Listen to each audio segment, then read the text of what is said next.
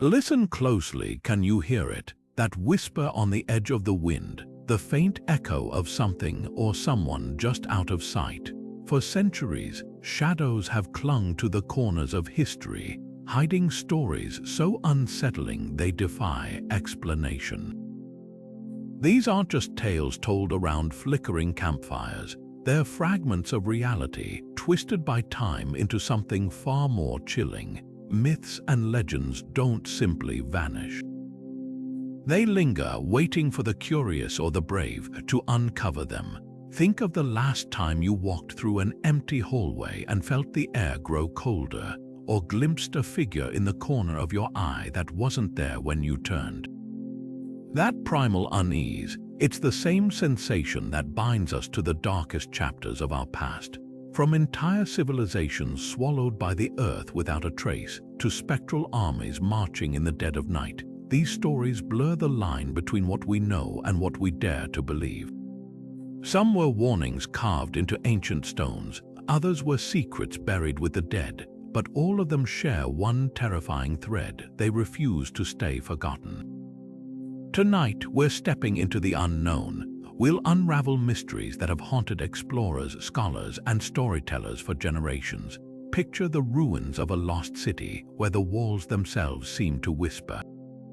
Or the diary of a sailor who swore he saw a ship sail straight into the cliffs only for it to vanish like smoke. These aren't just ghost stories, they're puzzles left behind by history, daring us to separate fact from nightmare. So light a candle, steady your nerves, and prepare to journey into the eerie heart of the past. The shadows are waiting, and they have so much to tell us. Some treasures don't just glitter, they carry a weight darker than their worth. Take the Hope Diamond, that mesmerizing 45.52-carat blue stone shimmering like frozen midnight.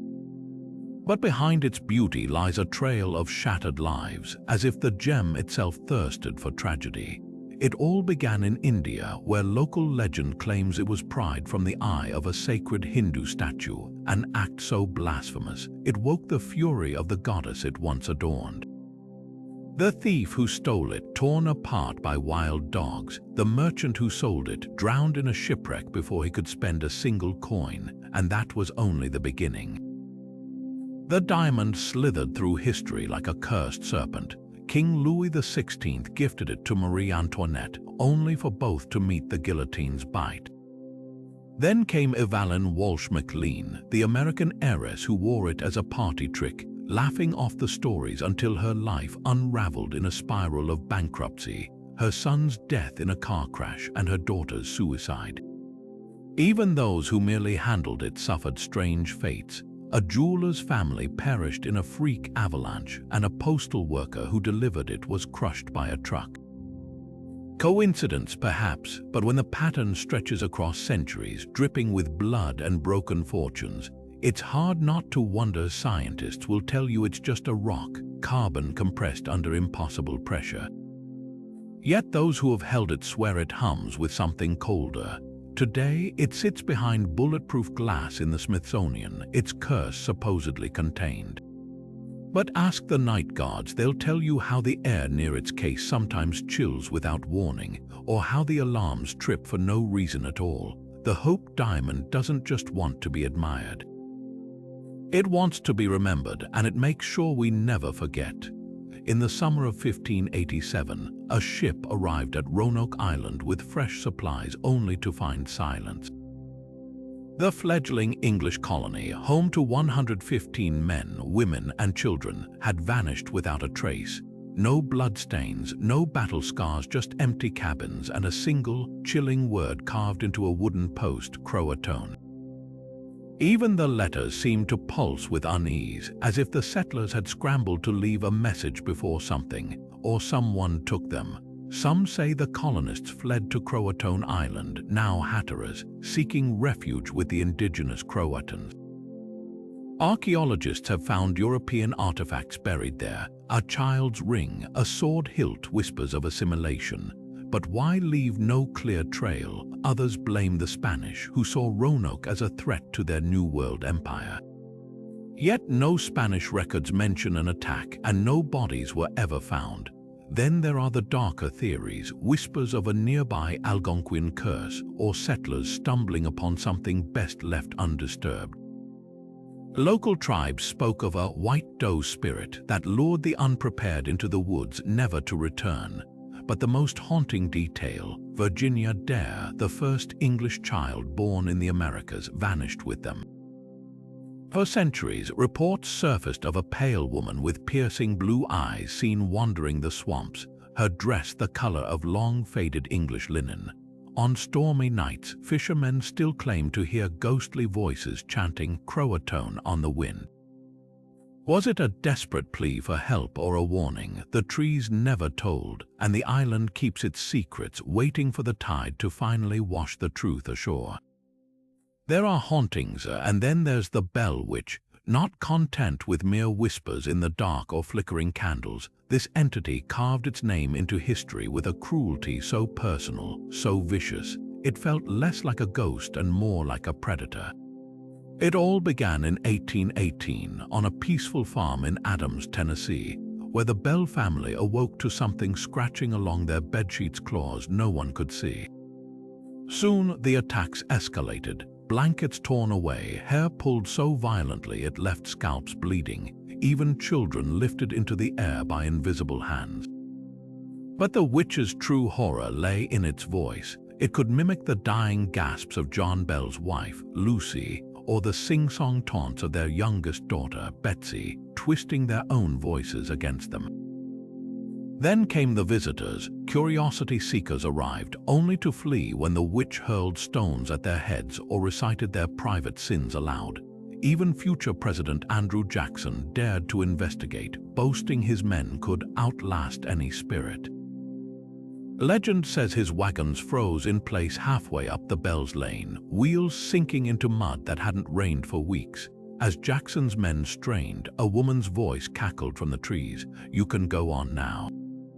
I was just having a little fun." The hardened soldiers reportedly spent the night clutching rifles, too terrified to sleep, but the witch saved its most chilling act for John Bell himself. After months of torment, it announced in front of witnesses that it would kill him.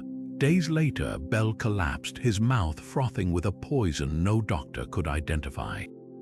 When his son tried to give him medicine, the vial was yanked from his hand and smashed against the wall.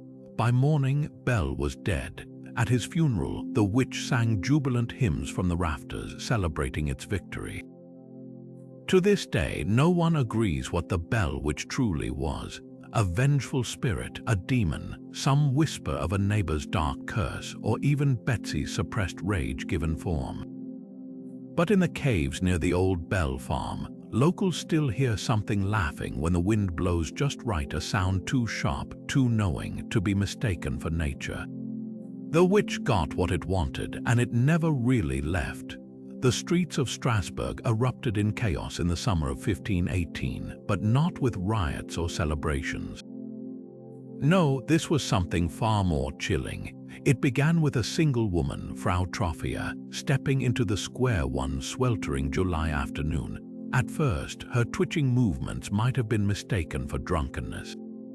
But then her feet began pounding the cobblestones with frantic, unrelenting rhythm. Hours passed, her slippers tore open, her feet bled, yet still she danced, her face locked in a trance of pure exhaustion. By the week's end, 34 others had joined her.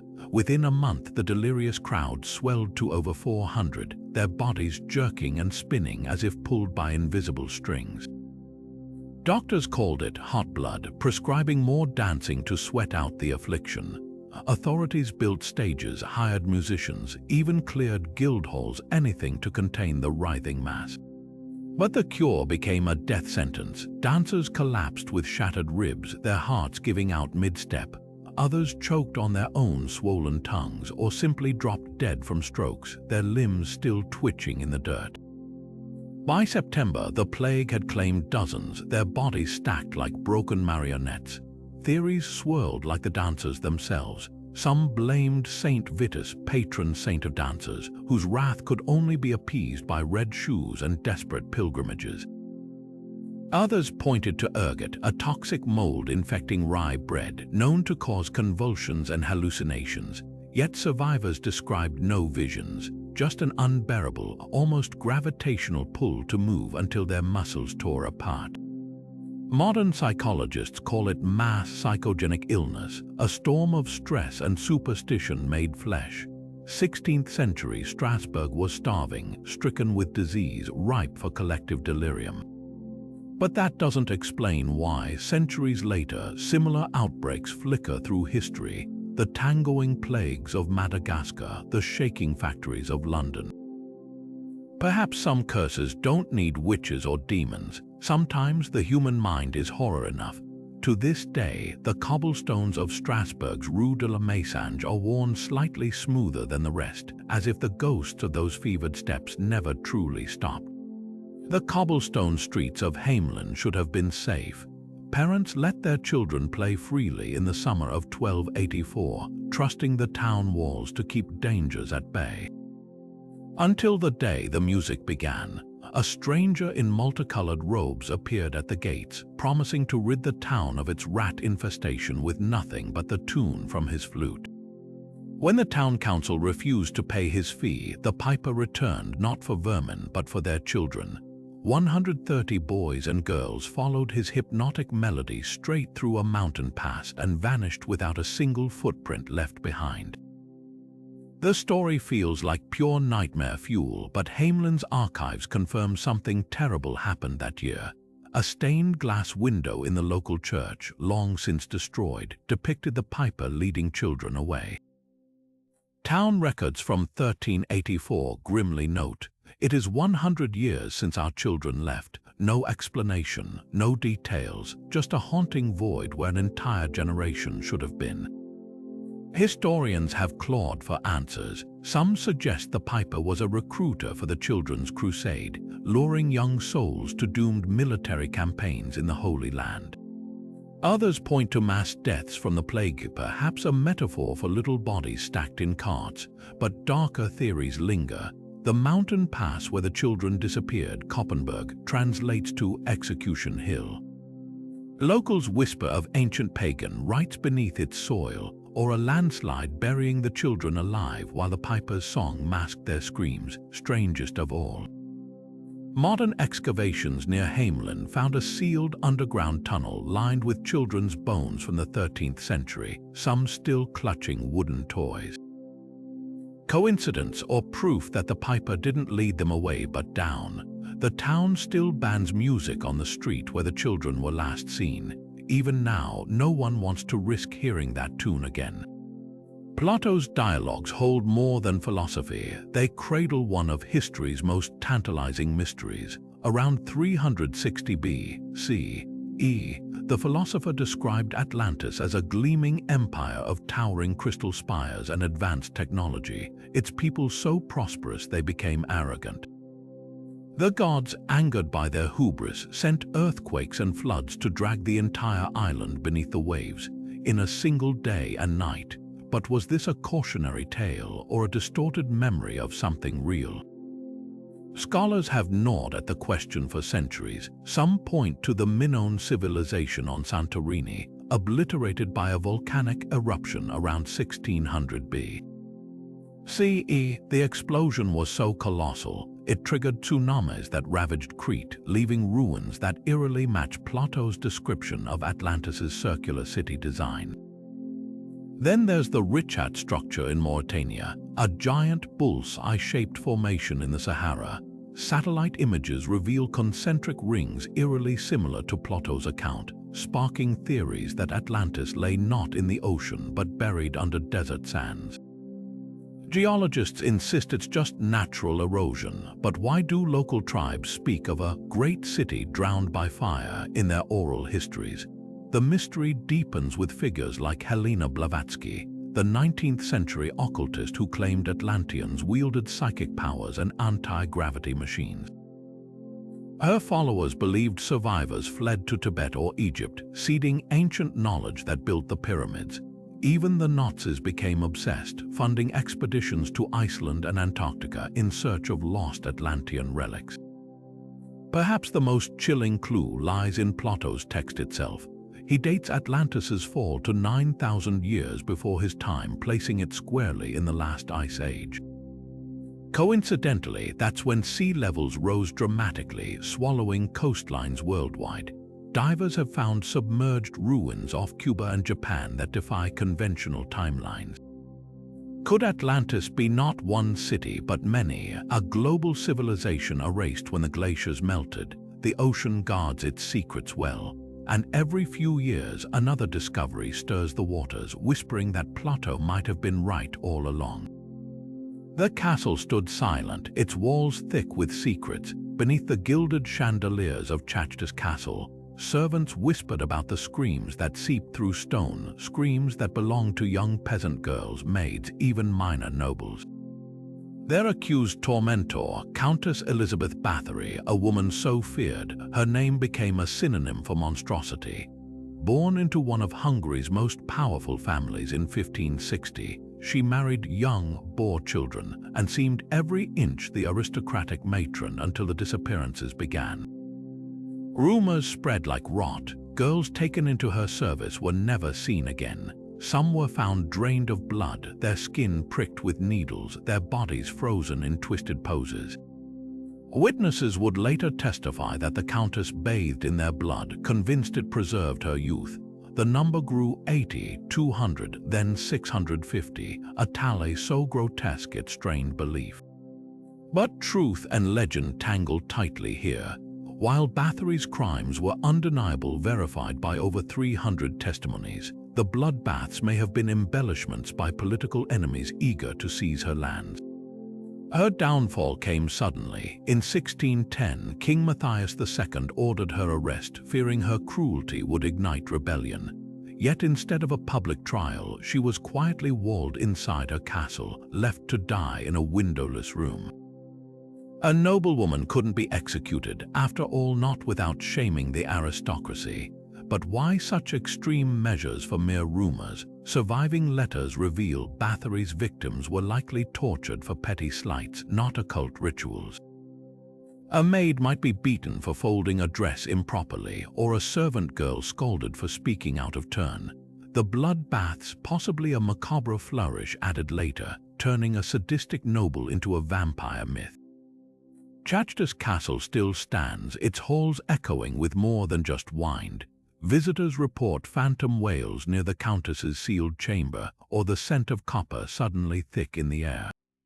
Modern forensics have uncovered hidden dungeons beneath the floors, lined with rust-colored stains. Whether Báthory was history's worst female serial killer or a politically convenient scapegoat, one thing is certain: her legacy drips with more than just blood.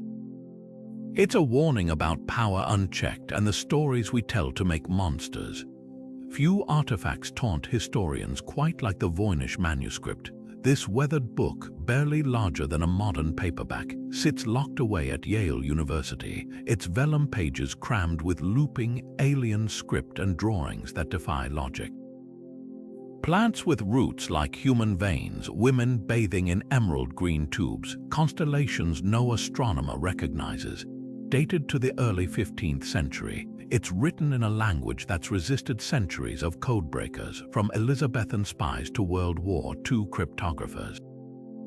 Even the Nazis' infamous Enigma team threw up their hands in frustration. Theories spiral as wildly as the manuscript's own illustrations. Some insist it's an elaborate Renaissance hoax crafted to swindle a wealthy patron.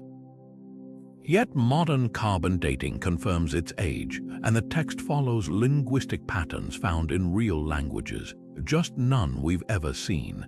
Others suggest it's a lost herbalist's code, its bizarre plants possibly psychedelics or extinct species. Then there's the alchemy angle, diagrams of microscopic cells drawn centuries before microscopes existed, or celestial maps pinpointing stars not yet discovered.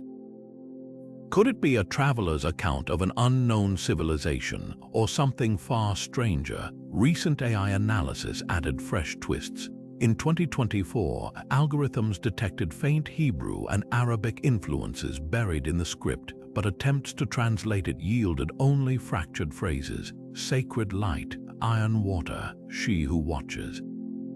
Cryptographers noted the AI kept circling back to one eerie phrase, "the price is paid," though no one knows what that means. Equally unsettling, pages torn from the manuscript centuries ago, their contents forever lost. Were they the key, or did someone deliberately hide the truth? Perhaps the most haunting detail is the manuscript's journey. It surfaced in Prague in the 1600s, owned by an emperor who traded a fortune for it, then vanished for centuries before resurfacing in an Italian Jesuit library. Along the way, marginal notes appeared in Latin. This is not for mortal eyes, and once simply, God help us. Today, the Voynich sits silently behind glass, its secrets intact. But handle its digitized pages online at midnight, and you might notice something. The longer you stare, the more those twisting letters seem to shift, as if the book isn't just unreadable, but actively resisting. In the quiet desert town of Taos, New Mexico, the night doesn't always bring silence. Since the early 1990s, residents have reported a relentless, low-frequency hum, a sound like a distant diesel engine idling or the ominous thrum of a cell phone vibrating through walls. But when they step outside to find the source, the desert air is still. No factories, no highways, no logical explanation. Just that unshakable noise pulsing through their homes, their bones, even their dreams. Scientists first dismissed it as mass tinnitus, a shared auditory hallucination. Yet when researchers from the University of New Mexico arrived, they found something unsettling. Roughly 2% of the population could hear it, and their descriptions matched eerily. The hum wasn't just psychological. It had a physical signature detectable on specialized microphones oscillating between 30 and 80 Hz, a frequency just below human speech. But where was it coming from? Conspiracy theories bloomed like desert flowers after rain. Some pointed to secret military experiments at nearby White Sands missile range, where rumors of underground bases and electromagnetic weapons had swirled for decades. Others whispered of clandestine tunneling operations, or even alien technology buried beneath the Sangre de Cristo Mountains, the most chilling theory. That the hum was a byproduct of the High-Frequency Active Auroral Research Program, or HAARP, a government project accused of manipulating the ionosphere for weather control or worse. But the truth might be simpler and stranger. Geophysicists noted that Taos sits atop a network of natural caverns where shifting tectonic plates could generate infrasound, sound waves too low for most humans to perceive. Yet for those sensitive to it, the effect would be undeniable. Similar hums have been documented worldwide, from Bristol, England to Windsor, Canada, often near geological fault lines. Still, the people of Taos aren't convinced. For those who hear it, the hum isn't just a sound, it's an intruder. Its shattered sleep triggered migraines, driven some to abandon their homes. And on the quietest nights, when the wind stills and the stars blaze overhead, it's there, waiting, a reminder that even in the silence, something is always listening back. The first scream tore through the night on November 15, 1966.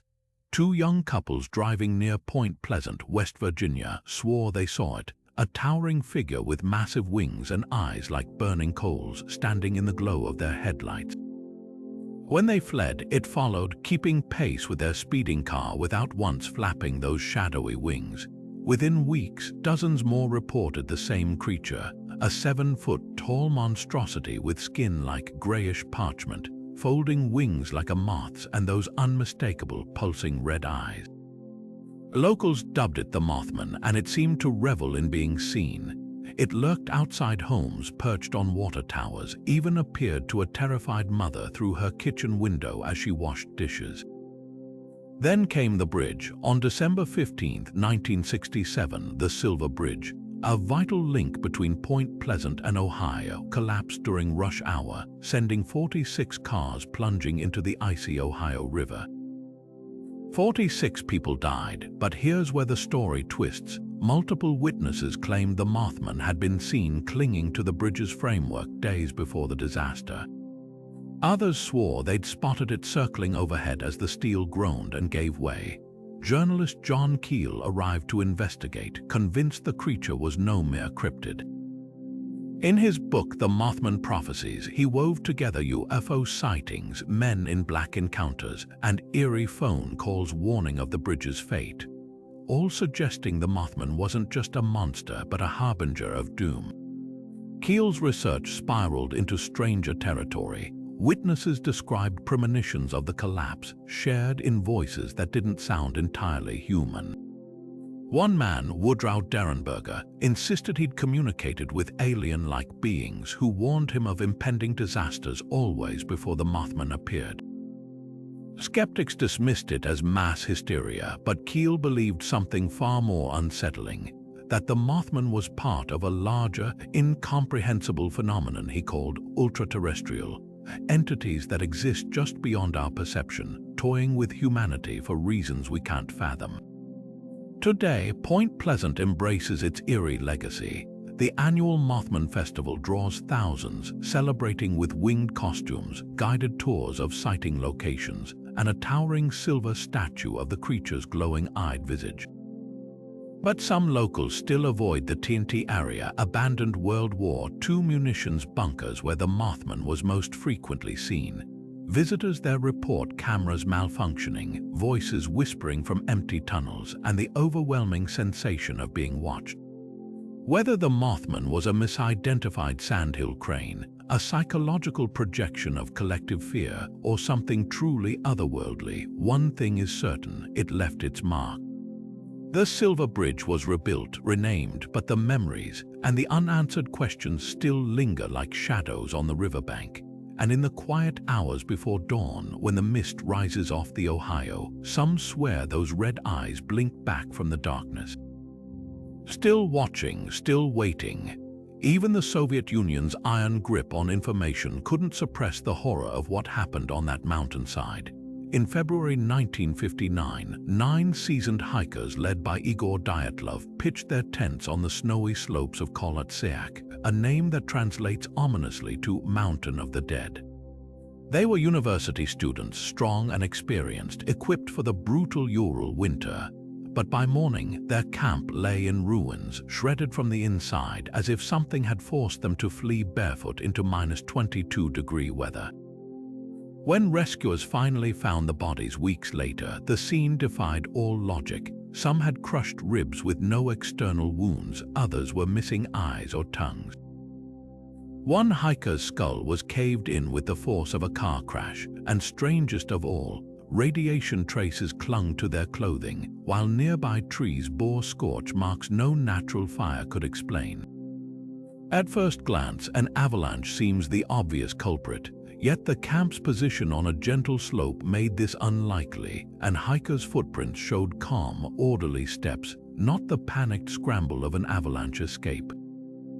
Then there were the injuries. Broken ribs without bruising suggest immense pressure waves, leading some researchers to infrasound low-frequency sounds from wind patterns that can induce terror and even stop a human heart.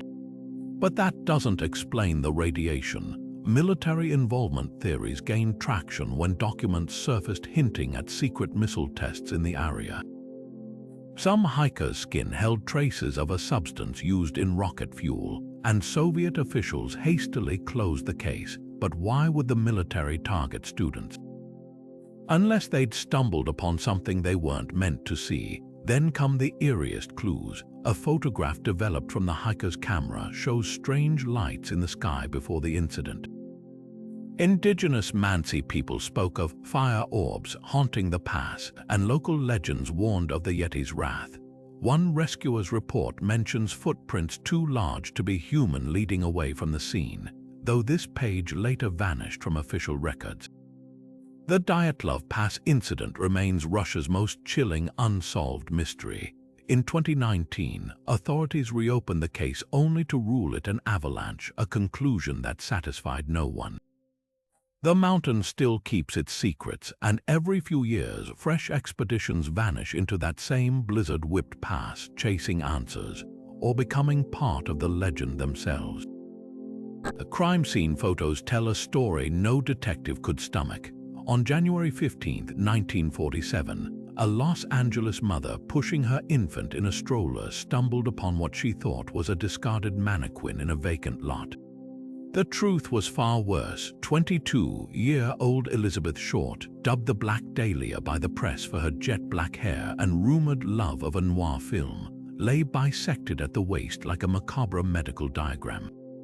Her body had been drained of blood, scrubbed immaculately clean, and posed with eerie precision, arms raised above her head, legs splayed, lips sliced into a grotesque smile stretching ear to ear. But the most chilling detail, symbols carved into her flesh with surgical precision. A crescent moon on her thigh, cryptic slashes across her breasts, skin peeled from her hips in jagged strips. This wasn't just murder, it was a performance. Investigators quickly realized the killer had medical training, likely a surgeon or butcher, given the clean cuts through bone and muscle. Yet the brutality contradicted the clinical precision. Short had been tortured for days before death, her body frozen post-mortem to throw off time of death estimates. The press frenzy that followed twisted the facts into legend. Short became a femme fatale, her life rewritten as a string of affairs with Hollywood moguls and mobsters. The truth was simpler and sadder. A starry-eyed transplant from Massachusetts, she dreamed of silver screen fame but wound up waitressing at a Hollywood drugstore, borrowing money for bus fare. Theories spiraled.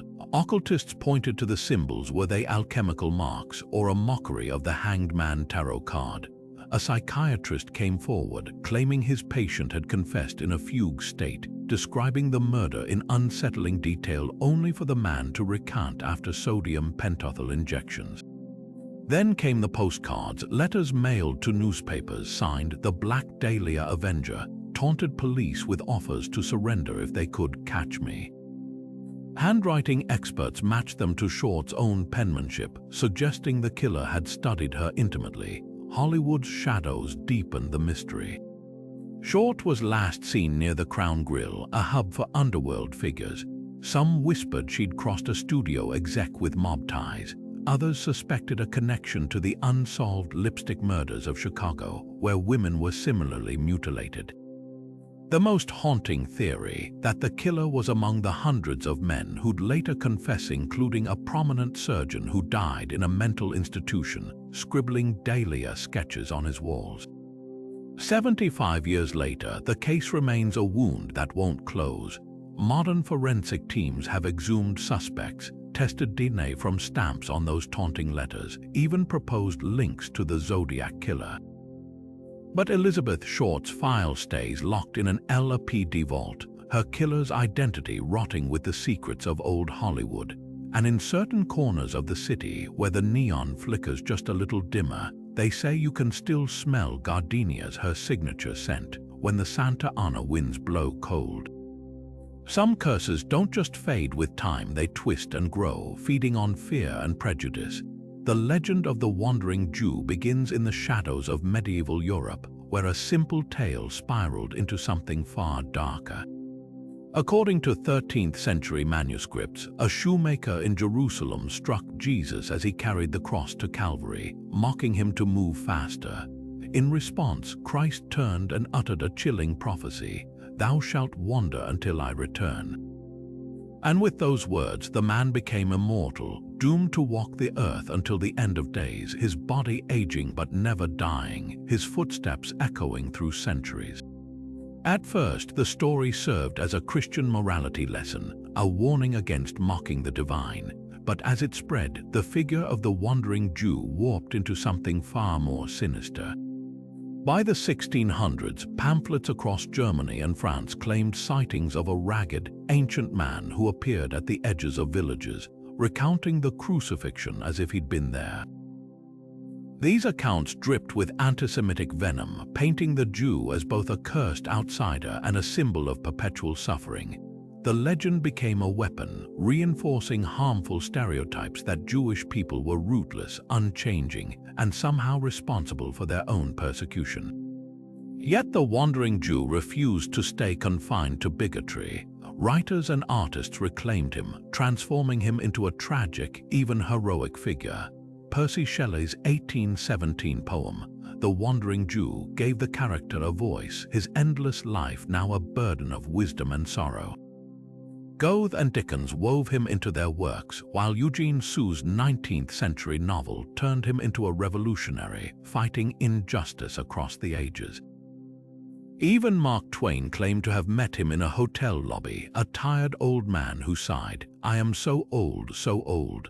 The sightings never stopped. In 1969, a Utah bus driver swore he picked up a hitchhiker who vanished after murmuring, "I've been walking for 2,000 years."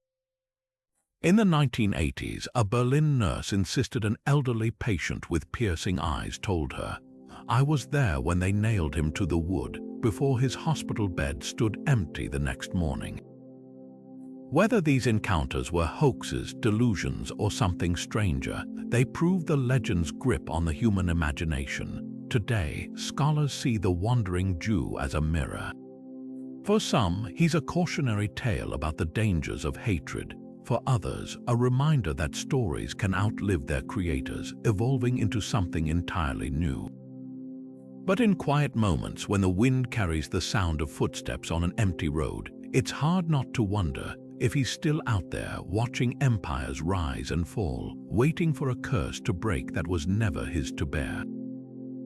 The morning of February 8, 1855, dawned cold and quiet over the sleepy villages of Devon, England, until the first screams shattered the stillness. Overnight, something impossible had left its mark in the fresh snowfall. Not just any tracks, but perfect hoofprints, cloven and precise, stretching in an unbroken line for over 100 miles. They marched across rooftops, over frozen rivers, even straight up vertical walls as if gravity meant nothing. Farmers found them leading to their barn doors, then vanishing inside only for no animal to be found. The prints burned into the snow like brands, each measuring exactly 4 inches wide, 8 inches long, and spaced 8 inches apart in a dead straight line. Panic spread faster than the news itself. Whatever made them wasn't just walking, it was hunting. Local vicars declared it the devil's work, pointing to the prints' uncanny precision and the way they ignored physical barriers.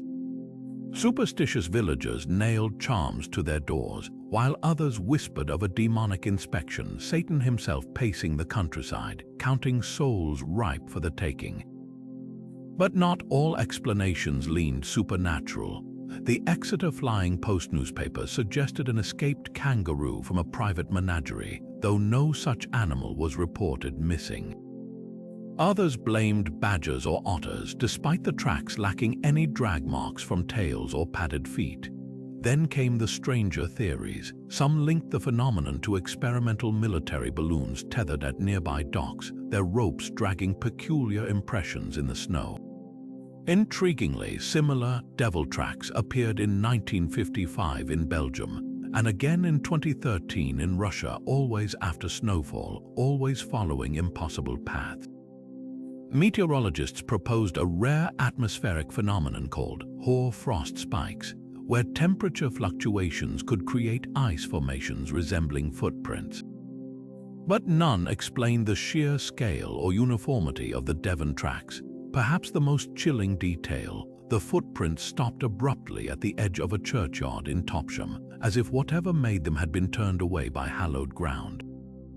To this day, no definitive answer exists. The Devon hoofprints remain a frozen snapshot of something inexplicable, a mystery that walked through history, left its mark, and disappeared into the cold morning air without a trace.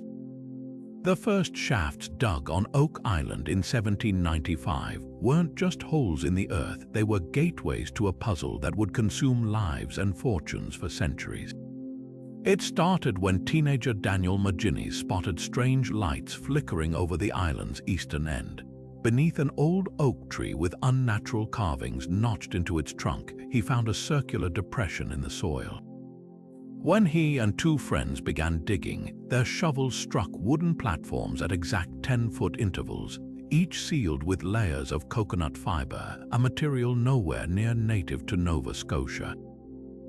By 30 feet down, they'd uncovered a flat stone inscribed with symbols later translated as 40 feet below, 2 million pounds lie buried.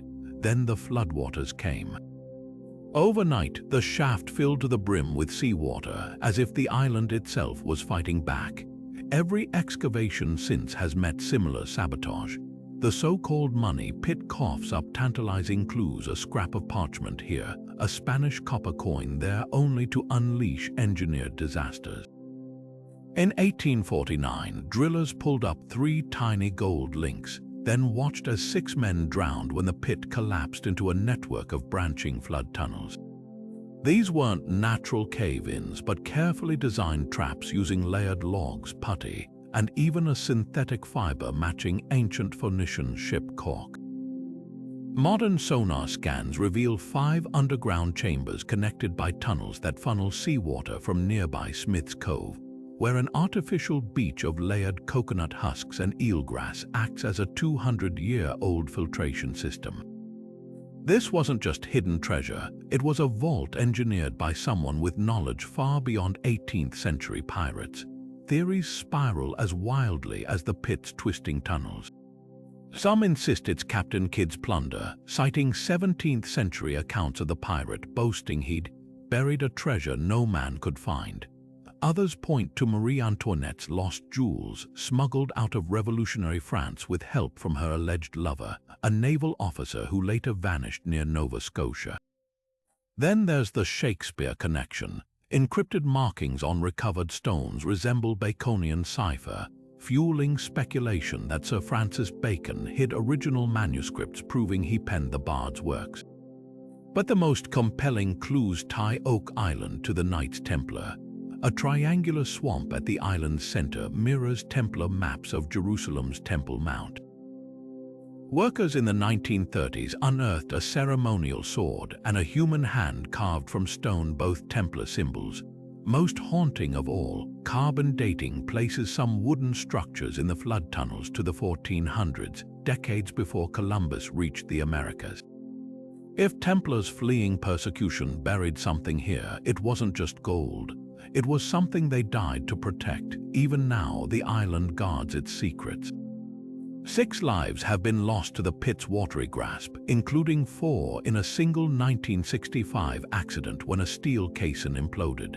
Modern searchers, armed with drones and ground-penetrating radar, still battle the island's defenses. In 2020, a drill bit brought up shards of medieval lead and parchment with traces of quill ink, only for the shaft to collapse hours later. The curse carved into that first stone might have been a warning after all. Because whatever lies at the bottom of Oak Island doesn't want to be found. And after 2 centuries of failed expeditions, one truth remains: some doors once opened can never be closed again. What if everything you know about history is built on stolen time? German historian Herbert Illig dropped this bombshell in 1991 with his phantom time hypothesis, a theory claiming nearly 300 years of recorded history never actually happened. According to Illig, the period between 614 and 911 AD was entirely fabricated, a grand conspiracy by medieval rulers and the Catholic Church to rewrite chronology itself. At first glance, it sounds like pure fantasy, but his evidence, or lack thereof, forces us to question how we measure the past. Illig's argument hinges on eerie gaps in the historical record. Take Charlemagne, the so-called father of Europe. His reign supposedly spanned 46 years, yet archaeological traces of his empire are shockingly scarce. The few surviving buildings attributed to his era, like the Palatine Chapel in Aachen, show architectural techniques that wouldn't emerge elsewhere until centuries later. Could this be proof of a chronological hiccup, or simply a genius ahead of his time?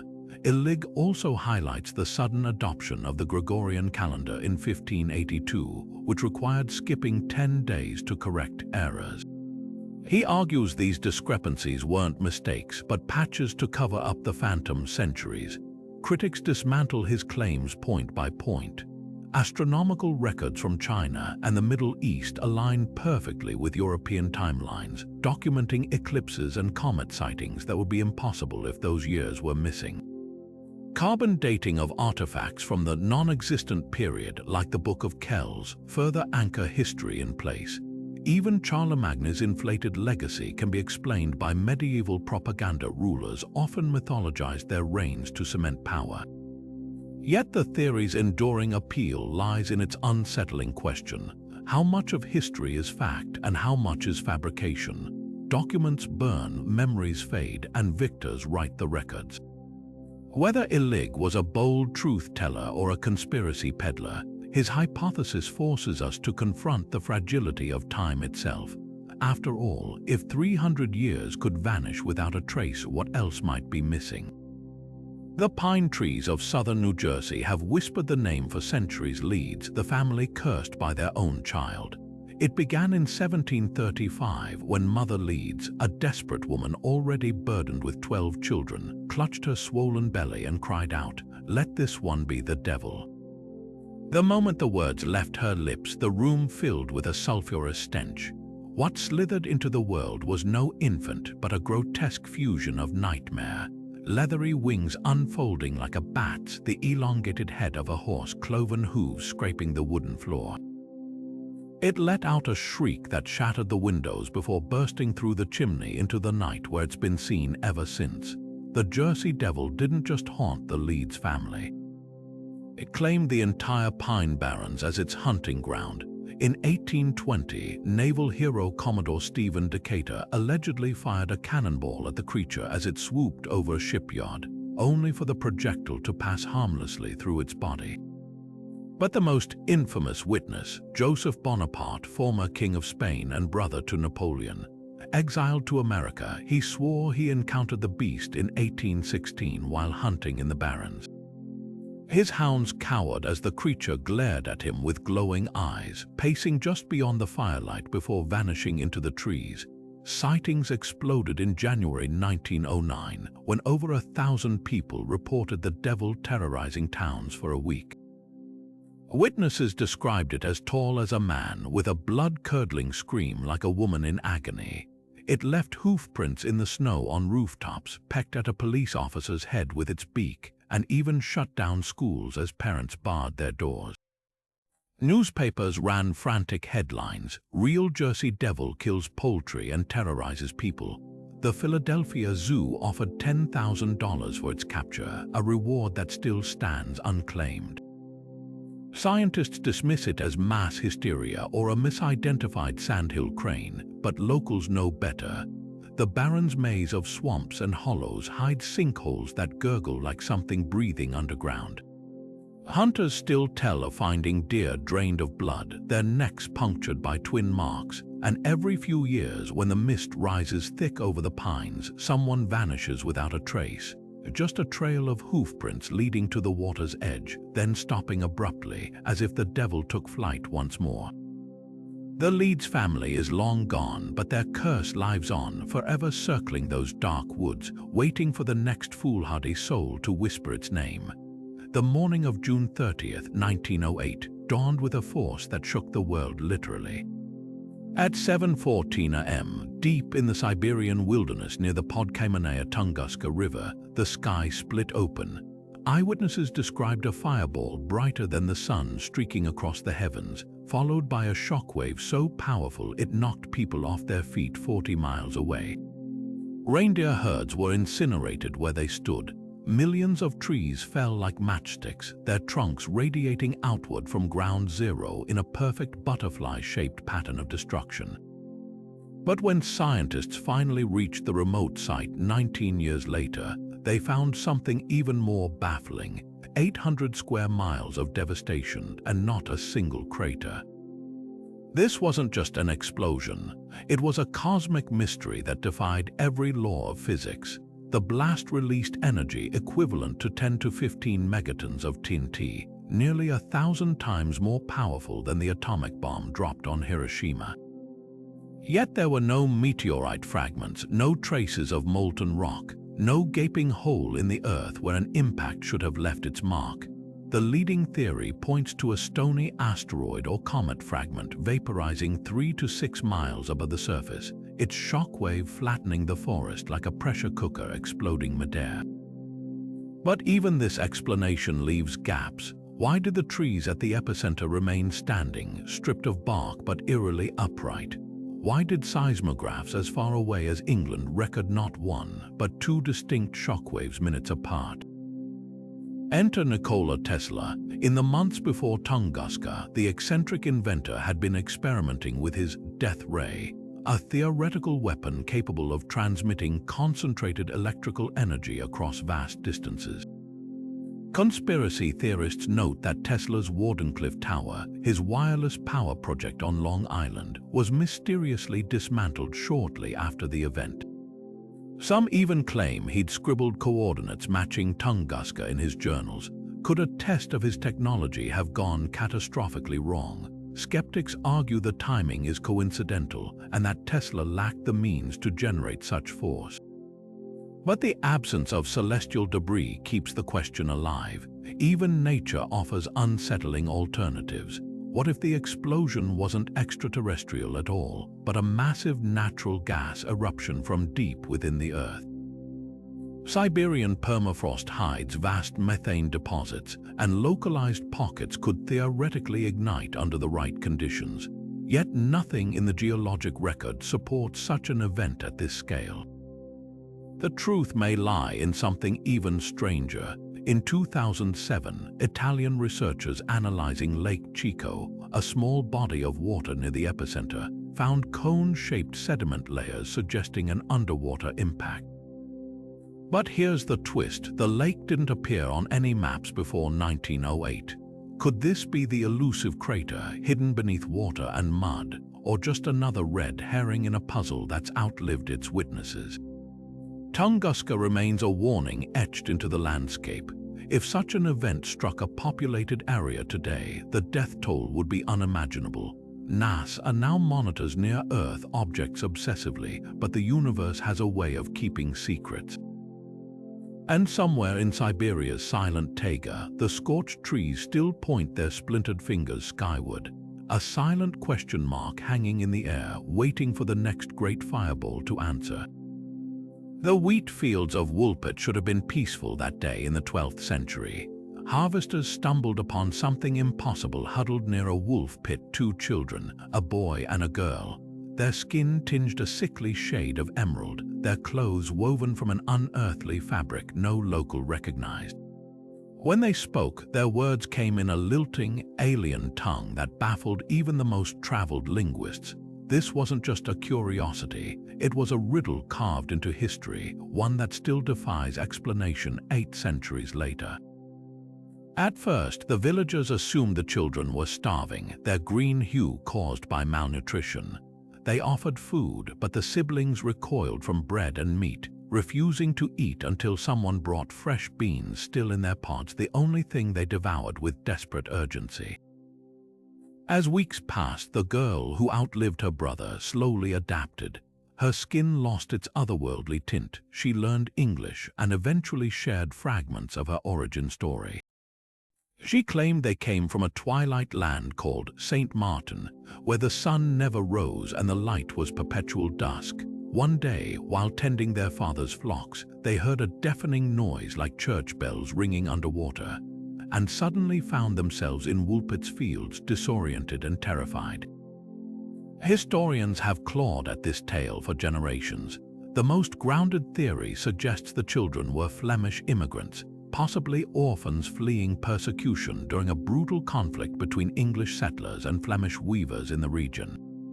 Starvation could explain their pallor, and their alien language might have been Dutch, the odd fabric perhaps Flemish wool unfamiliar to Suffolk villagers. Even the twilight land could describe the dense, light-starved forests of Flanders, where fog clung thick between the trees, but others hear whispers of something stranger. The green hue, the aversion to conventional food, the sudden transportation. Could this be one of the earliest recorded encounters with extraterrestrial beings? The description of St. Martin's perpetual twilight mirrors accounts of planets tidally locked to their stars, where one side always faces darkness. The church-like bells might have been the hum of advanced machinery. Some even speculate the children were accidental passengers in a failed interdimensional experiment, dumped through a rift they couldn't comprehend. Then there's the folklore angle. Celtic and Germanic myths teem with green-skinned fairies and underground dwellers, the beans they craved, a sacred fairy food in many traditions. Their sudden appearance near a wolf pit a liminal space between worlds echoes stories of fairy abductions where time moves differently. The girl's eventual baptism and integration into human society mirror countless tales of changelings struggling to adapt to our realm. The boy wasted away, but the girl, named Agnes, grew up to marry a local man. Her descendants reportedly carried a subtle olive tinge to their skin for generations. No records confirm if she ever revealed more about her homeland or if the truth died with her. Woolpit's church still stands, its medieval walls holding secrets in the stone. On foggy evenings, when the fields glow an eerie jade under the setting sun, locals still glance toward the old wolf pits, half expecting to see small figures emerge from the mist, their skin the color of leaves, their words lost to time. Centuries after the Romans abandoned Britain, whispers still cling to the misty hills of northern England, whispers of 5,000 men swallowed whole by the land itself. The Ninth Legion, known as the Roman Nine Hispana, was one of Rome's most formidable forces, a battle-hardened unit that had crushed rebellions across Europe.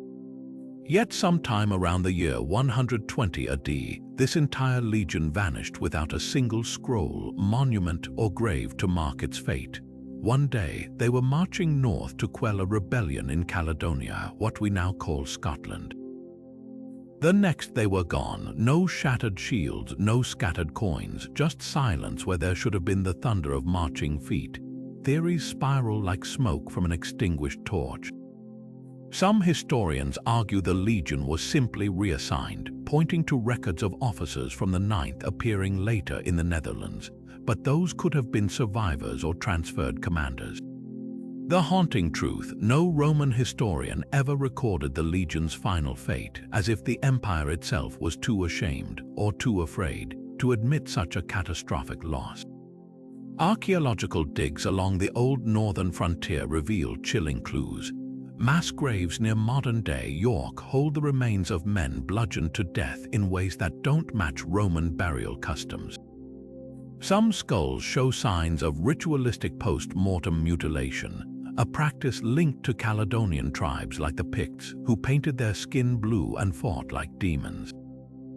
Could the Ninth have marched into an ambush so brutal, Rome chose to erase the defeat from history? Then there's the Wall.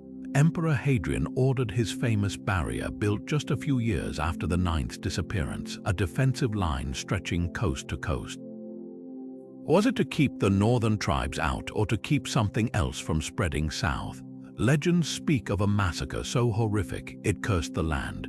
Farmers near Hadrian's Wall still report finding rusted Roman nails in their fields after heavy rains, as if the earth refuses to fully digest what happened there. But the most haunting thread ties the lost legion to King Arthur. Medieval chroniclers wrote of a great battle in the north where a Roman-affiliated force clashed with savage warriors. Arthur's supposed final stand at Camlan mirrors descriptions of a last, desperate Roman formation, their red cloaks torn and muddied. Some even claim Arthur's sword, Excalibur, was looted from a dead Roman commander. Whether myth or mangled history, the story lingers, whispering that the Ninth didn't just die, it became something else. A ghost army still seen on foggy nights near the Wall, their spectral standards tattered, their voices calling out in long-dead Latin, searching for a home that forgot them. Perhaps the truth lies under the peat bogs of Scotland, where the acidic earth preserves what it consumes. Or perhaps, like all great mysteries, the Ninth Legion was meant to disappear, not into the ground but into legend. One thing's certain, in the quiet stretches between York and the Highlands, the wind still carries an echo not of defeat, but of a question Rome never answered. Where did 5,000 soldiers go, and why does the land itself seem to remember what history tried so hard to forget? Their voices were whispers in a language no one else could understand, a private world sealed tight against outsiders. June and Jennifer Gibbons, identical twins born in Wales in 1963, became infamous as the Silent Twins, their bond so intense it bordered on the supernatural. From early childhood, they spoke only to each other, communicating in a rapid-fire dialect so idiosyncratic even their parents couldn't decipher it. Doctors diagnosed them with selective mutism, but the truth was far stranger. The twins didn't just share a secret language, they existed in a shared consciousness, writing elaborate stories where characters acted out their darkest fantasies, creating a universe where they were the only players. And then they decided to step into that universe for real. The sisters' isolation curdled into something darker as they grew. In their teens, they launched a bizarre crime spree across their small town, setting fires, vandalizing property, and even attempting to run over a classmate with a bicycle. Their final act, a botched shoplifting attempt that landed them in Broadmoor, England's most notorious psychiatric hospital. Behind those walls, they continued their silent pact, refusing to speak to staff or other patients, communicating only through their journals, volumes of handwritten stories filled with violent imagery and coded messages. One passage chillingly read, "We decided one of us must die, and it must be Jennifer." Then came the day doctors transferred them to a less restrictive facility. Within hours of arriving, Jennifer slumped over dead at age 29. No poison, no trauma, just a sudden, inexplicable heart failure that defied medical explanation. Her last words to June, "I'm free now," and with those 3 words the spell broke. June began speaking to others for the first time in decades, as if Jennifer's death had severed an invisible tether. She moved into a quiet life, while Jennifer's autopsy revealed no clear cause of death, only a cryptic note about acute myocarditis, a condition so rare in young women. Some whispered it was the body's surrender to a will beyond medicine. Psychologists still debate what bound the twins so tightly. Was it cryptophagia, the phenomenon of shared twin languages, or something deeper, a folie à deux where 2 minds become mirrors of each other's madness? Their handwritten stories, later published as The Pepsi-Cola Addict and Discomania, reveal characters trapped in cycles of obsession and violence, perhaps reflecting their own suffocating dynamic. Strangest of all, both had written endings where one twin died to release the other. Life, it seems, followed art. To this day, June refuses to discuss Jennifer's death, living in near silence once more. But in the Welsh town where they grew up, locals still talk about the twins' childhood games, how they'd move in perfect sync without speaking, or freeze mid-sentence if someone entered the room. Some say Jennifer got her wish, she's free, but June, she carries the weight of that freedom, a voice finally unshackled, yet forever shaped by the silence they shared. And in the quiet hours when the wind rattles the old hospital windows at Broadmoor, nurses swear they can hear 2 girls whispering, just out of earshot, just beyond understanding. The Christmas Eve fire should have been a tragedy, not a mystery. In 1945, the Sodder family of Fayetteville, West Virginia, went to bed with the warmth of the holiday still lingering in the air. But just past midnight, George and Jenny Sodder woke to their house engulfed in flames. They managed to herd 4 of their 9 children outside, screaming for the other 5: Morris, Martha, Louis, Jenny, and Betty, ranging from 5 to 14 years old, to follow. The parents would later swear they heard faint knocking from the attic as the roof caved in, but the fire moved too fast. By dawn, the house was reduced to ash. Yet when investigators sifted through the wreckage, they found no trace of the children's bones, not a single tooth, not even the metal crib Betty slept in. It was as if the fire had erased them completely. From the start, nothing about the blaze made sense. The Sodders' phone line had been cut before the fire. A witness reported seeing someone toss a ball of fire onto the roof. Neighbors claimed the flames burned oddly hot and fast, leaving the basement where the children's bedrooms were comparatively untouched. Firefighters arrived to find their truck's water pump mysteriously disabled, while a ladder George kept propped against the house had vanished, most damning of all. A county official admitted no forensic search for remains was conducted, despite the fact that house fires rarely incinerate bodies beyond recognition.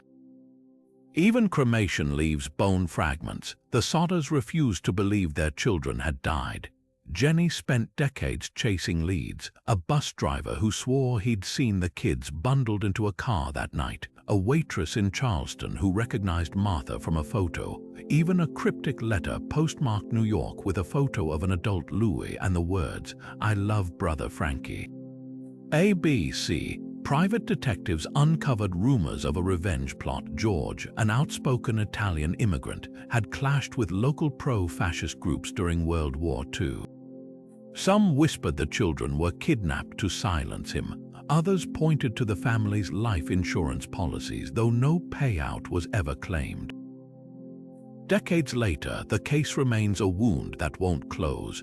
Ground-penetrating radar scans in the 90s found no human remains under the foundation. A retired FBI agent recently suggested the fire was a cover for a child trafficking ring operating in the area. And in 2015, a photo surfaced of a man bearing a striking resemblance to an adult Morris smiling beside a car in 1968, alive and seemingly well. The Sodder family kept their children's beds made for 50 years just in case they came home. Whatever happened that winter night, one thing is certain: fire doesn't swallow 5 people whole. But someone or something did. And in the hills of West Virginia, the whispers never stopped about a house that burned too fast, a family torn apart, and 5 faces that might still be out there, frozen in time. Her belongings told a story no one could read, not a single item under her name, not a single truth left unchallenged. On a cold November afternoon in 1970, hikers near Bergen, Norway, spotted a woman's charred body lying in the Isdalen Valley, her skin blackened by fire, her lips stained with an eerie mix of sleeping pills and gasoline. But the most unsettling detail wasn't how she died, it was who she wasn't. The tags had been cut from her clothes, her fingerprints were sanded down. Even the labels on her toothpaste and face cream had been meticulously scraped away. And then there were the notebooks tucked inside her luggage. Investigators found coded entries scribbled in a mix of languages, dates, cities, and sums of money paired with cryptic symbols like L5 or H3. Hotel registries revealed she'd used at least 8 aliases, each with matching fake passports, each identity abandoned like a shed skin. She'd zigzagged across Europe, Luxembourg, Paris, Vienna, always paying in cash, always slipping out before questions could catch up. Witnesses described her as elegant, multilingual, vanishing into crowds as if she'd never been there at all. Theories erupted like sparks from the very fire that killed her.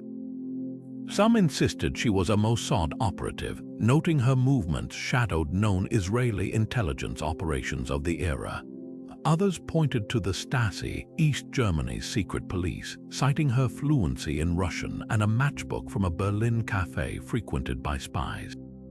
Then came the most chilling twist: traces of metaldehyde, a rare pesticide, in her stomach. Suicide, or had someone made sure she'd never speak again? Forensic artists reconstructed her face, plastering posters across Europe, but no one claimed her. Even her teeth told a silent story, fillings of a type used primarily in Eastern Europe. Yet her dental work showed signs of multiple countries, as if she'd been purposefully untraceable. Decades later, isotope analysis of her bones suggested she might have grown up near Nuremberg, but the trail ended there. The Isdal woman remains a ghost in the archives, her case stamped "Uløst, unsolved." In 2017, Norwegian police exhumed her body for DNA testing, hoping modern science could pry open the vault of her identity. But the truth, like her notebooks, stays encrypted. Was she a spy caught in the Cold War's crossfire, a defector silenced mid-mission, or something even stranger, a player in a game so shadowy even her death was part of the script? The valley where she burned holds its breath, and somewhere in the echoes of those coded pages, a name waits to be spoken. Snow doesn't lie. That's what made the footprints so unnerving. In the days leading up to March 31st, 1922, the Gruber family living on their remote Bavarian farm called Hinterkaifeck noticed fresh tracks leading from the forest to their home, but none leading back. Then the house keys vanished. The maid quit, whispering about footsteps in the attic when no one was upstairs, and little Kazilia, just 7 years old, swore a man had been watching her from the trees. The family brushed it off. They shouldn't have, because someone was already inside. When investigators arrived after days of eerie silence, they found a slaughterhouse. Andreas and Kazilia Gruber, their daughter Victoria, her 7-year-old daughter Kazilia, and the new maid Maria lay dead in the barn, bludgeoned with a mattock, a farming tool that had been hanging in their own shed. 2-year-old Joseph, Victoria's other child, was still in his crib, his tiny skull crushed, but the horror didn't end there. The killer had stayed for days. Food had been eaten, the cattle were fed, and in the attic the hay was disturbed as if someone had slept there, listening to the family below, the clues twisted into nightmares. Victoria's shawl was found neatly folded near her body, suggesting she'd been forced to undress before death. Kazilia's hair had been torn out in clumps, her tiny hands clenched around strands of it, forensic proof she'd fought back. Most chilling, the killer had covered the bodies with hay, a grotesque attempt to hide the crime, or perhaps a ritual. And then there was the timeline. Based on the state of the meals left out, the murders likely happened the evening of March 31st. But neighbors reported seeing smoke from the farm's chimney for days after, meaning the killer might have lingered, warming themselves by the fire as the bodies cooled just yards away. Suspicion fell on multiple figures. Victoria's estranged husband, Carl, had a violent history, yet he had an alibi. A local woodcutter was seen fleeing the area but was never found. Then there were the whispers about Victoria's secret lover, a man from a nearby village who'd allegedly fathered Joseph. Some theorized the killer was a mentally unstable neighbor who'd once predicted, "Soon there will be a crime that will shock everyone." But the most unsettling possibility, that the culprit was someone the Grubers knew, someone who'd been hiding in that attic long enough to learn their routines, their fears, the exact moment they'd all be gathered in the barn.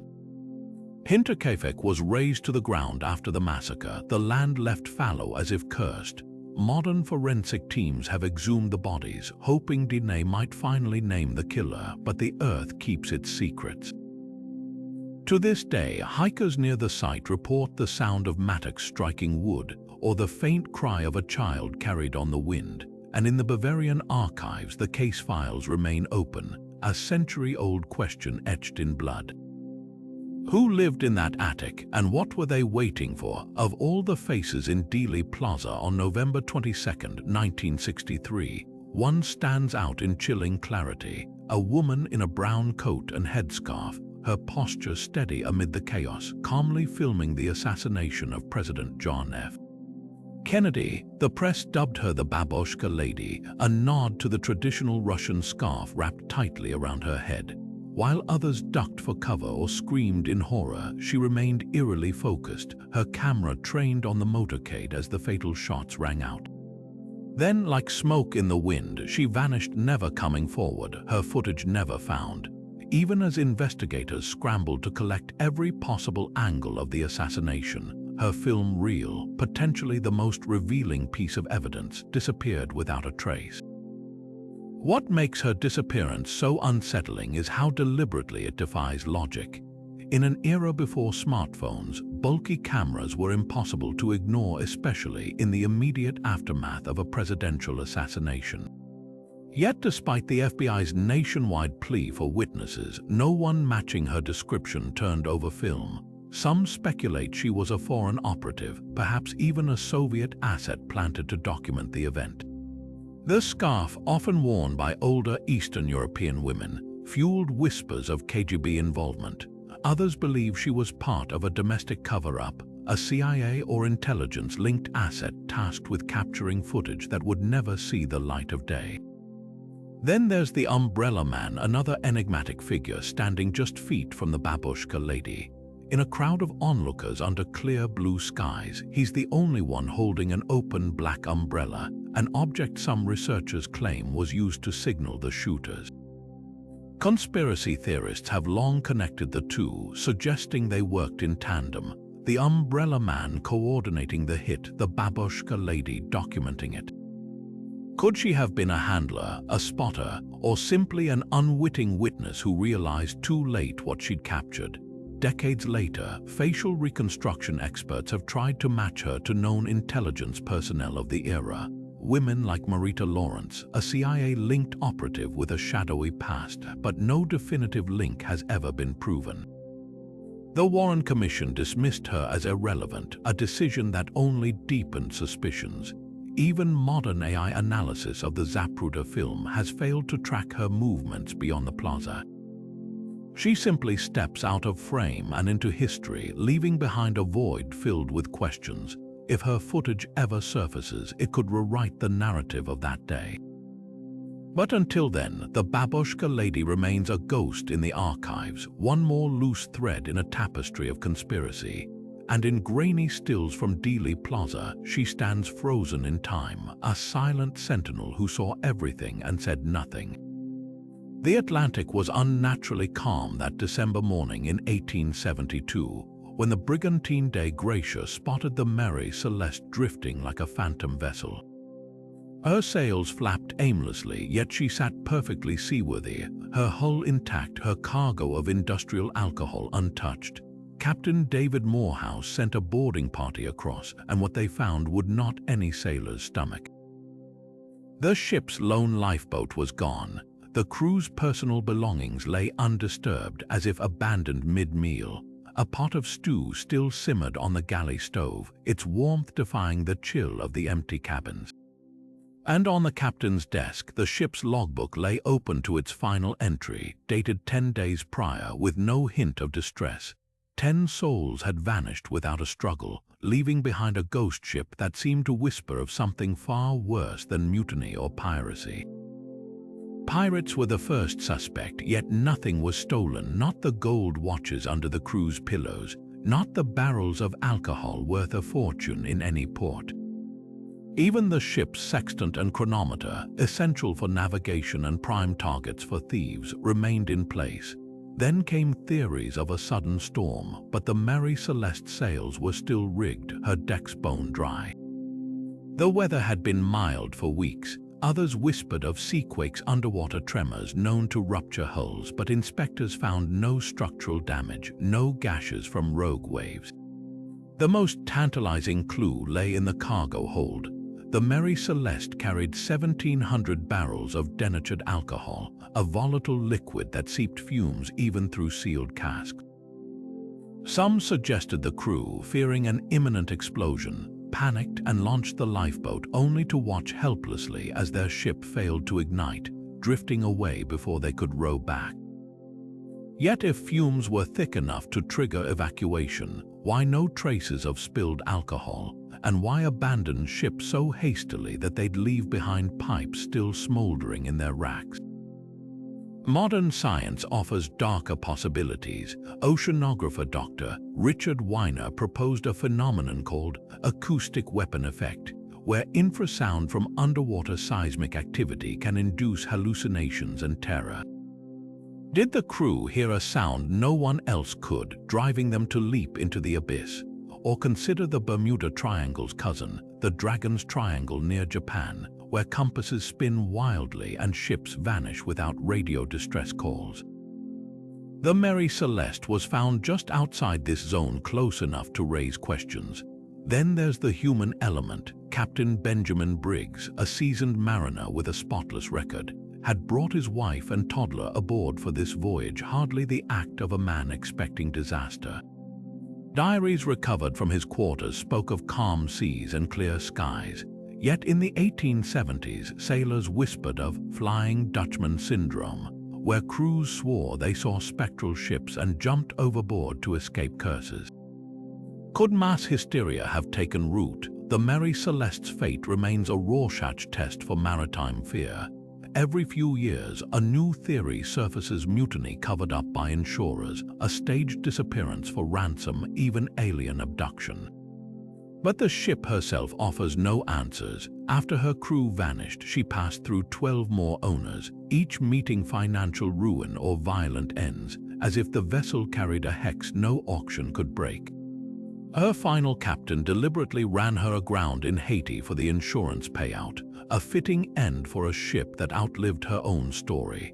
Today, her name is synonymous with enigma, a reminder that the ocean keeps its secrets best when it leaves no bodies behind, just an empty kettle on the stove and the echo of footsteps that stopped mid-stride. That sudden spike on the paper printout didn't just break the silence, it shattered expectations. On August 15, 1977, Ohio State University's Big Ear radio telescope was sweeping the cosmos as usual when its needle leapt off the chart, etching 6 alphanumeric characters that would become the most tantalizing maybe in the search for extraterrestrial intelligence, EQJOV. Astronomer Jerry Amon circled the anomaly in red ink, scrawling, "Wow," beside it, a name that stuck like glue. For 72 electrifying seconds, the signal blared 30 times louder than cosmic background noise, pulsing at exactly 1420 megahertz, the hydrogen line frequency scientists predicted aliens might use. Then, just as suddenly as it appeared, the universe went quiet again. This wasn't static or equipment failure. The signal's narrowband nature ruled out natural cosmic phenomena like pulsars, and its intensity suggested a deliberate transmission from somewhere near the constellation Sagittarius. Most compelling, it matched the predicted signature of an interstellar beacon, rising and falling in a smooth curve as Earth's rotation carried the telescope through the beam. The numbers told their own story. 6 EQUJOV characters represented signal strength variations that spelled hello in cosmic Morse code. But when astronomers pointed every dish they had back toward that patch of sky, they heard only silence. Not a whisper, not a repeat performance, just the void laughing back at them. Skeptics grasped at straws. In 2017, researchers proposed the signal was a hydrogen cloud trailing a passing comet, except no known comets were in that region that summer. Others suggested military satellite interference, but declassified records showed no transmissions matching the WOW signal's profile. Even if it were human-made, why hasn't it happened again? The truth is, we've never found anything else like it before or since. What lingers isn't just scientific curiosity, but the tantalizing what if. Suppose it was intentional. Suppose someone out there aimed a transmitter our way for barely over a minute, then switched it off or moved on. That fleeting window makes the wow signal the ultimate cosmic teaser, a single postcard from the void, stamped and sent, with no return address. Programs like SETI have scanned the same coordinates over 9 million times since, using tech far more sensitive than Big Ear's clunky 70s hardware. Still nothing, yet in those 72 seconds lies proof that the universe knows how to yell. Whether it was aliens, some undiscovered astrophysical quirk, or a glitch we'll never fully explain, the wow signal remains astronomy's most delicious cliffhanger. And somewhere in the dark between the stars, something might still be listening for our reply. The Flannan Isles lighthouse should have been a sentinel against the dark, its beam cutting through the North Atlantic's fury. But on December 26, 1900, the steamer Archdor passed those jagged cliffs and saw only blackness. No light, no signal, just an eerie void where the pulse of civilization should have been. When relief keepers finally reached the island 2 weeks later, they found doors locked from the inside, beds neatly made, and a single chair toppled over, as if someone had leapt from it in haste.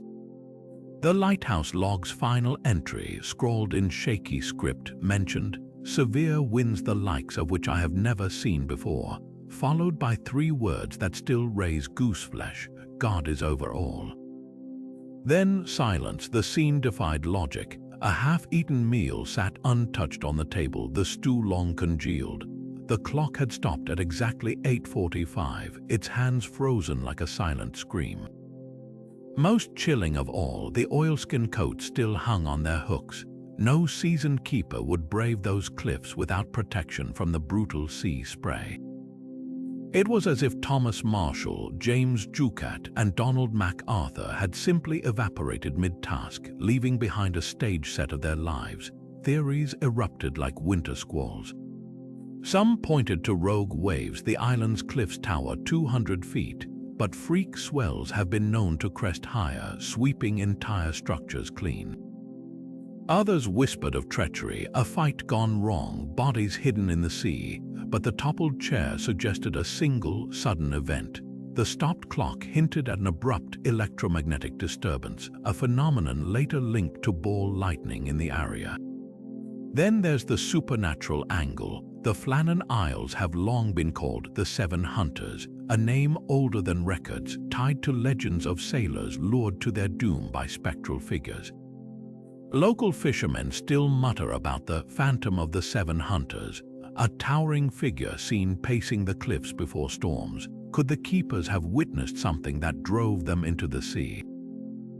The log's final line, "God is over all," reads less like piety and more like a plea.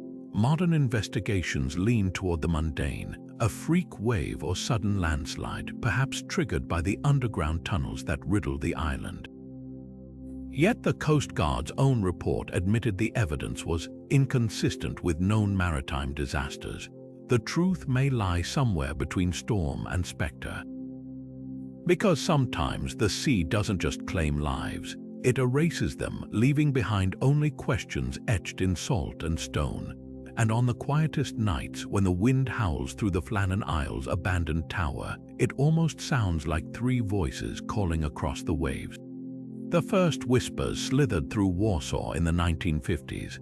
A sleek black Volga limousine gliding through the fog, its windows tinted like a shark's lifeless eyes. Parents clutched their children tighter at the sight of it, repeating the warning: if the car slows near you, run, because this wasn't just any vehicle. This was the phantom chariot of aristocrats or Nazis or Soviet officials, depending on who told the tale, hunting young blood to sustain their cursed lives. The legend spun itself into 1,000 variations across Eastern Europe.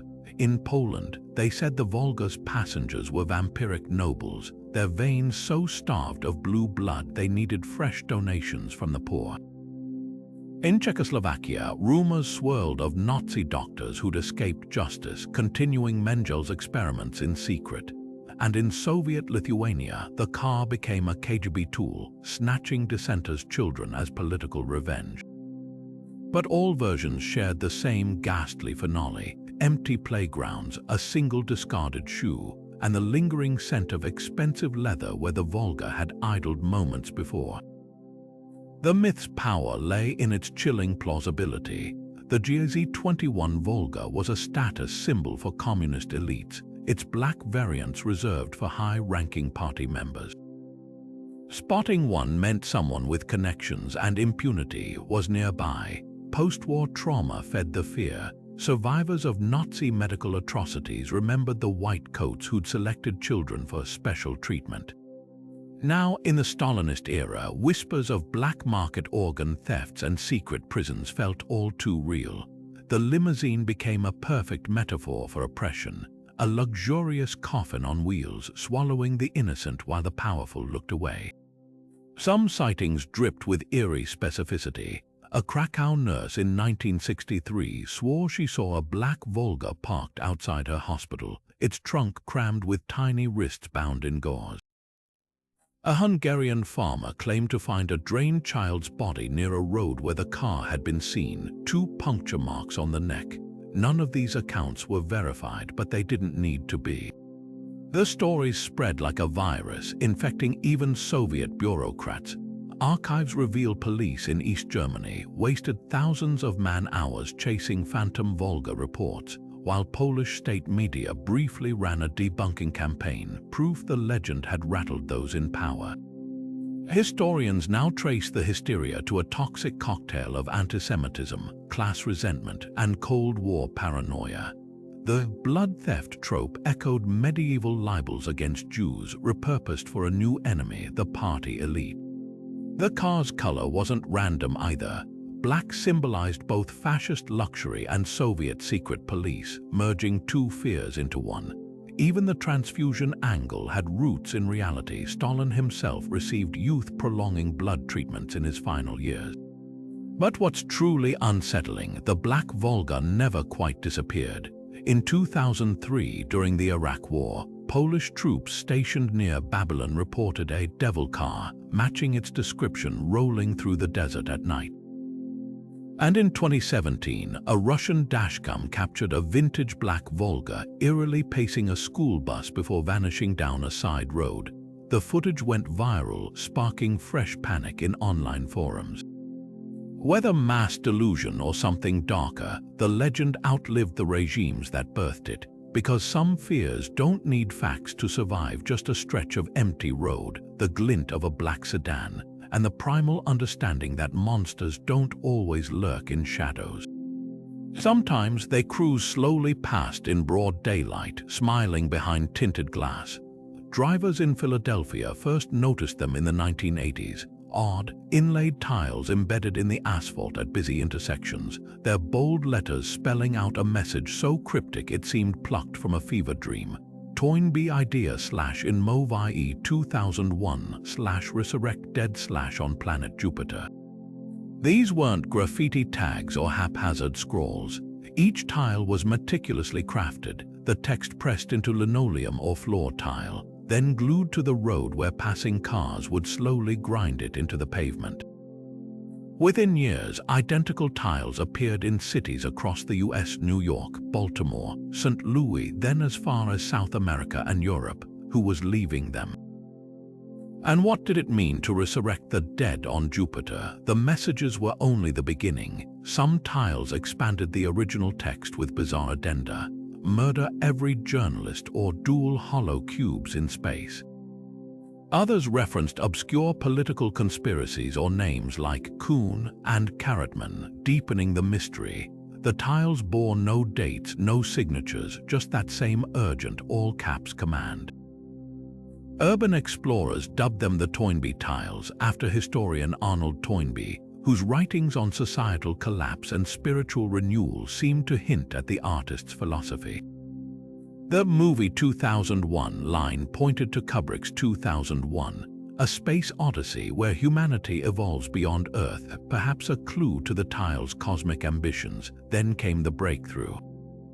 In the late 1990s, a Philadelphia journalist named Justin Duell began piecing together evidence pointing to a reclusive man named Severino Werner, a former street theater performer and eccentric philosopher obsessed with media control and space colonization. Werner had reportedly been seen kneeling on roads at night, working on mysterious projects. Handwriting comparisons between letters Werner sent to newspapers and the tile's text showed striking similarities. Even more compelling, Werner's unpublished manuscripts rambled about resurrecting the dead on distant planets using technology and media, echoing the tile's core message. Yet Werner himself remained an enigma. He never publicly claimed the tiles, and by the time investigators closed in, he'd reportedly suffered a mental breakdown and vanished. Some speculate the project was a one-man crusade. Others believe Werner had collaborators or even copycats, given tiles appearing after his disappearance. The messages grew stranger over time, some accusing media moguls of suppressing Werner's ideas, others veering into apocalyptic warnings. The Toynbee tiles aren't just street art. They're a decades-long puzzle carved into the very fabric of cities, a whisper from the edges of obsession. Most have now worn away, their remnants lurking under fresh asphalt like buried sigils. But occasionally, on a rain-slicked street, a fragment still surfaces, faded letters gleaming under headlights. a ghostly reminder that someone, somewhere, believed the dead could live again if only we'd take them to Jupiter. Humanity's obsession with unsolved mysteries isn't just about the thrill of the unknown, it's a mirror reflecting our deepest fears and hungers. These stories, whether whispered around campfires or debated in academic halls, tap into something primal, the terror of gaps in our understanding, the itch to connect dots where none may exist. We crave resolution, yet we're drawn to the unresolved because mysteries force us to confront the unsettling truth that some questions may never have answers. They expose the fragility of our grip on reality, reminding us how easily the fabric of what we know can unravel. Think about it. From vanished civilizations to cursed objects, these legends persist because they're more than just tales. They're cautionary fables, cultural stress tests, even coping mechanisms for collective trauma. The Dyatlov Pass incident chills us not just because of the dead hikers, but because nature itself became the monster, indifferent and inexplicable. The Mary Celeste isn't merely a ghost ship, it's a Rorschach test for our fear of abandonment, of being left behind in a universe that doesn't care. And the Babushka lady, she's the ultimate witness, taunting us with the possibility that truth is out there, just out of frame. But here's the paradox: the more science demystifies the world, the harder we cling to these enigmas. They're the cracks where imagination seeps in, where history blurs into myth and myth whispers it might be history. Maybe that's why we keep digging, keep theorizing, keep rewatching grainy footage and rereading faded journals.